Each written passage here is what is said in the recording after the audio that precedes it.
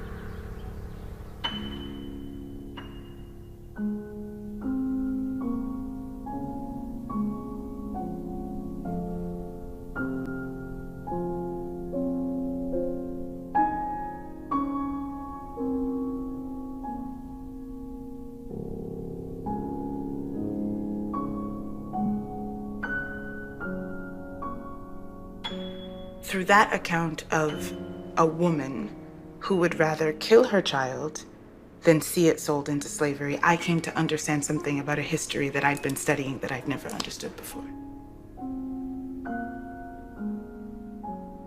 Just the way the language moved, the music, the underlying music of the language was so delightful to me. It was so, it was just so intensely pleasurable a reading experience, notwithstanding the heartbreaking subject matter, that I remember thinking, not only is this the way that I want to write one day, this is the only thing I ever really want to read.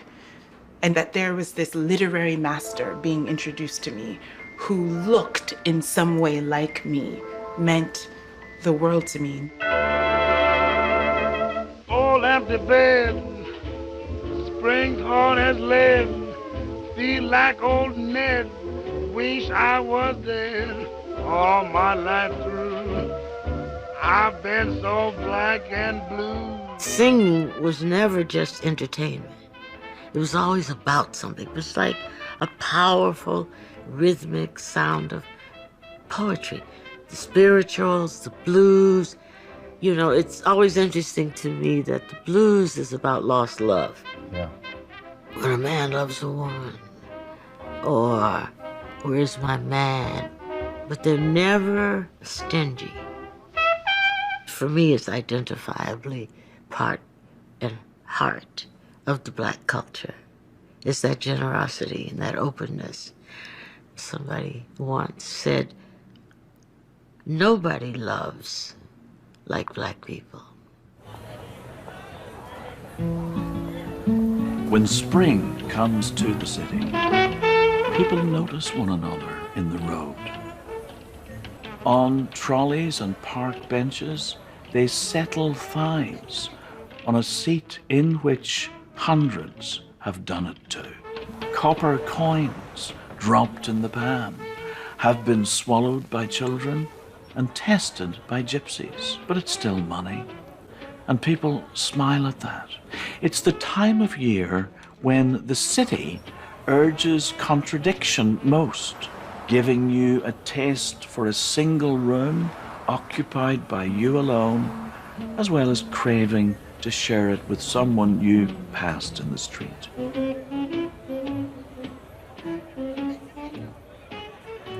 I love the lyricism of her writing. You read a paragraph, you think, oh, that is wonderful. Why can't I think like that or talk like that? Because there is music in her writing. It's free form, fragmented, wheeling around in time, just like jazz. Tony is influenced by a multiplicity of traditions. African-American cultural traditions, as well as high modernist traditions. And so many of the things that we might find curious, such as disrespect for chronology, are traits that we can find in masterworks of 20th century literature. She has appropriated those techniques in telling these tales that have nothing to do with the high modernist tradition. I'm crazy about this city. Daylight slants like a razor, cutting the buildings in half. The city in 1926. At last, everything's ahead. Here comes the new. Look out. There goes the sad stuff, the bad stuff, the things nobody could help stuff. The way everybody was then and there. Forget that. History is over. I'll never forget that image in Beloved, where there are two little, the imprints of the two little hands of a child on a cake. You know, it's just,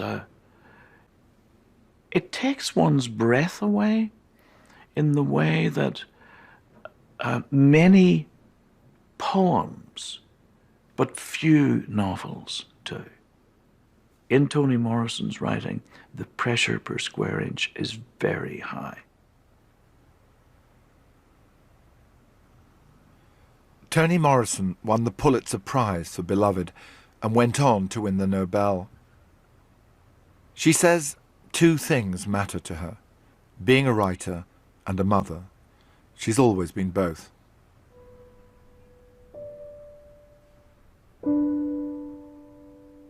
Yeah, that's a picture you've got. Sadly, her second son, Slade, died 5 years ago of cancer. She lives surrounded by his paintings and his picture.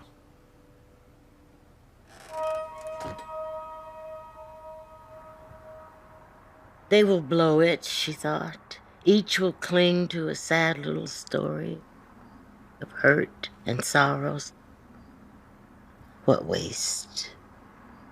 She knew from personal experience how hard loving was, how selfish, and how easily sundered, withholding sex or relying on it, ignoring children or devouring them.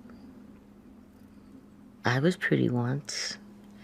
She thought real pretty, and I believed it was enough. And now she lived alone in the wilderness, knitting and tatting away, grateful that at last, sweet Jesus had given her a forgetfulness blanket, along with a little pillow of wisdom to comfort her in old age. I like her.